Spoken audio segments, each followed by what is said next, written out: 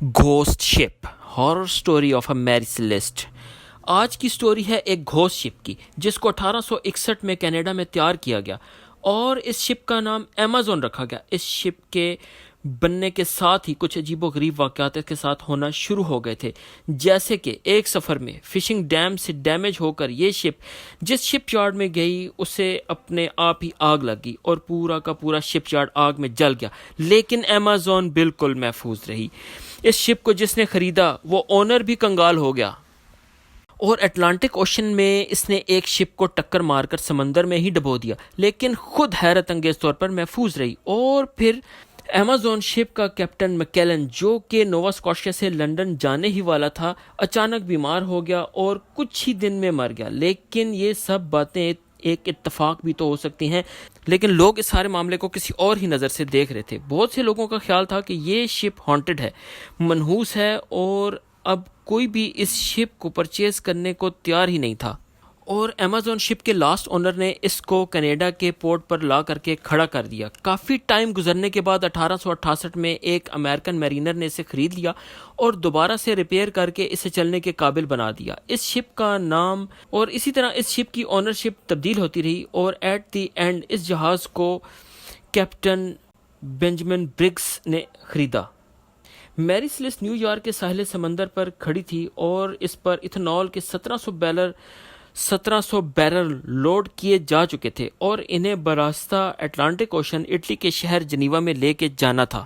اس شپ میں کل ملا کر 10 لوگ سوار ہونے تھے، جن میں کیپٹن بینجمن برگس، ان کی بیوی اور ان کی بیٹی بھی شامل تھی، اور اس کے علاوہ 7 کریو ممبر تھے۔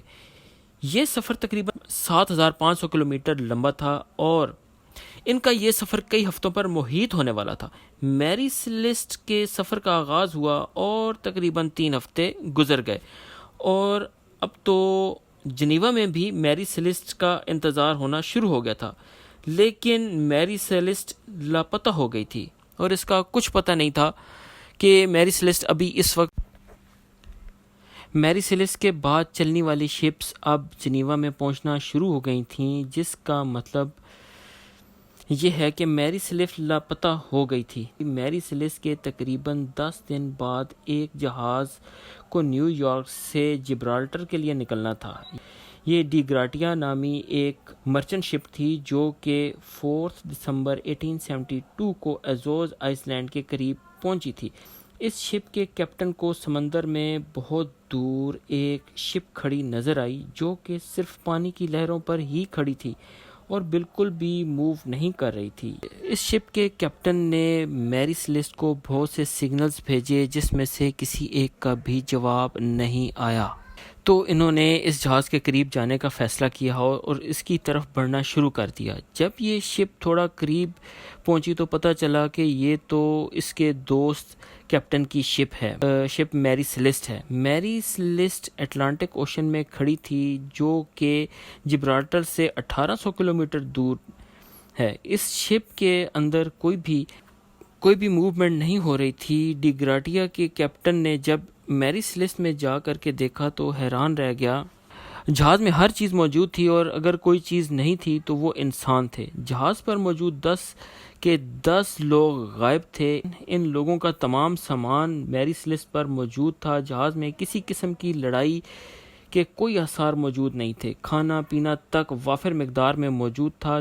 جہاز بالکل ٹھیک تھا، لیکن پورا کا پورا جہاز خالی تھا۔ کیپٹن کی ڈاگ بک ملی تو پتہ چلا کہ یہ جہاز 10 دن سے ایسے ہی ہے، کیونکہ 10 دن پہلے اس کے جہاز کے کیپٹن نے میری سیلیسٹ کے کیپٹن نے اس میں اپنی نوٹ لکھی تھی، یعنی جو کچھ بھی ہوا تھا انہی 10 دنوں کے اندر ہوا تھا، کیونکہ لاگ بک میں 10 دن پہلے کی لاسٹ انٹری موجود تھی۔ کیپٹن کے روم سے نیویگیشن کے آلات بھی مسنگ تھے اور کیپٹن کے روم میں جو تلوار ملی وہ بھی اپنے کور میں بند تھی، یعنی جہاز پر کوئی لڑائی اور جھگڑا نہیں ہوا۔ اور جب ان کی نظر لائف بوٹ والی جگہ پر پڑی تو وہ بھی غائب تھی، یعنی یہ تمام لوگ کسی وجہ سے لائف بوٹ میں بیٹھے اور جہاز کو چھوڑ دیا۔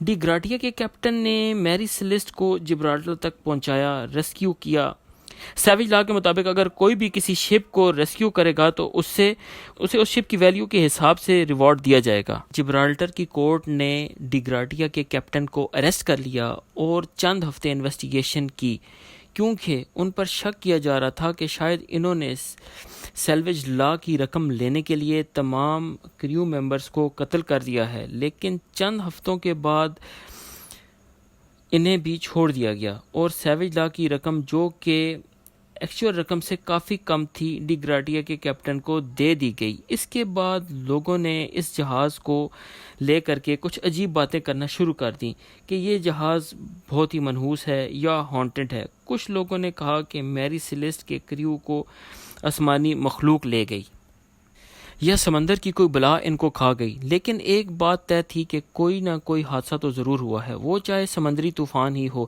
یہ بھی ہو سکتا ہے کہ سمندری طوفان آیا اور شپ کیپٹن نے شاید کسی نہ کسی وجہ سے یہ سمجھا ہو کہ جہاز ڈوبنے والا ہے اور سب لوگ لائف بوٹ میں بیٹھ کر کہیں نکل گئے ہوں۔